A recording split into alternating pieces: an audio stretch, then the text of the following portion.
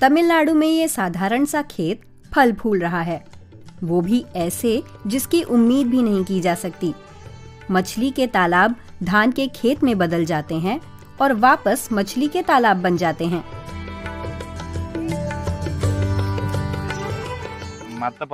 मछलियों पर ये सुनहरी चमक देखिए। चारा खाने वाली दूसरे तालाबों की मछलियों में ये चमक नहीं मिलती। एक राज है प्रोटीन से भरपूर शैवाल जो तालाब में ही उगता है।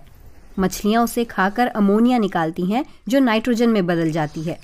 चावल उगाने में उसकी बड़ी भूमिका है।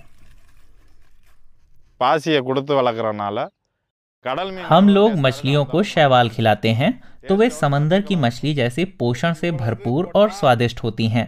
थोड़ी सी मात्रा में ये शैवाल सिर्फ 15 दिनों में खूब फैल जाता है। 50 किलो शैवाल जल्द ही 5 टन बन जाता है। मैंने जब फिश फार्मिंग शुरू की थी तो धूप से उनकी हालत बड़ी खराब हो जाती थी, लेकिन शैवाल उनकी हिफाजत करता है।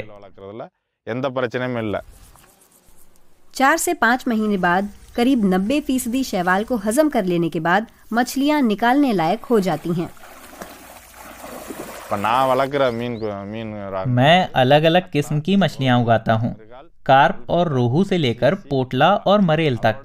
हम लोग 170 रुपए की खुदरा कीमत पर मछलियां बेचते हैं। हफ्ते में 300 किलो मछलियां पकड़ता हूँ, यानी महीने में 1 टन। इतनी मैं 12 एकड़ के अपने खेतों में पैदा कर लेता हूँ। इससे मैं एक साल में 10 लाख रुपए कमाता हूँ।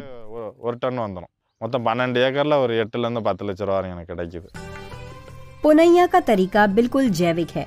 वो किसी तरह की रासायनिक खाद और कीटनाशक का इस्तेमाल नहीं करते। उस वजह से लागत नहीं बढ़ती।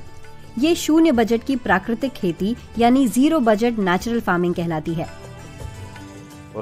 एक आम किसान प्रति एकड़ 20,000 रुपए खर्च करेगा, लेकिन कमाएगा सिर्फ 10,000 रुपए। लेकिन मिली जुली खेती में खर्च नहीं आता, क्योंकि एक फसल का कचरा दूसरी फसल के लिए खाद का काम करता है।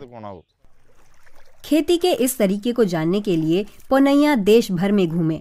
भारत में करीब 2 करोड़ हेक्टेयर खेती इस किस्म की सर्कुलर इकोनॉमी के लिए उपयुक्त होगी, लेकिन अभी सिर्फ 1% जमीन पर ही ऐसी खेती की जा रही है।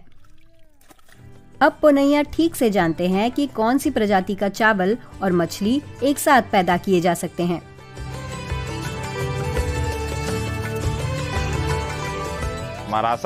अगर हम केमिकल्स का इस्तेमाल करते रहे तो दुनिया ही खत्म हो जाएगी। हर किसान को इस तरह की मिलीजुली खेती की ओर आना चाहिए। किसानों और ग्राहकों दोनों के लिए ये फायदेमंद है। इससे कीमतें भी कम होती हैं और पर्यावरण को भी फायदा होता है।